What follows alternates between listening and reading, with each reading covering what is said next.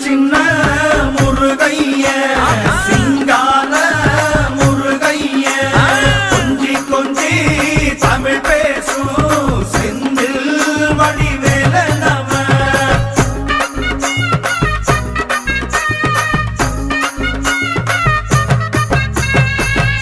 தமிழ் செல்வன் என்பார், சத்குணசீலன் என்பார், மயூர வாகனன் என்பார், மருதமலை ஆண்டவன் என்பார், சென்னிமலை சுவாமி என்பார், சிவன்மலை வேலா என்பார்,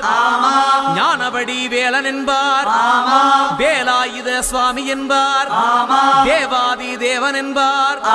ஸ்கந்த குரு என்பார், அவ்வையிடம் ஆசி பெற்றவனாம்,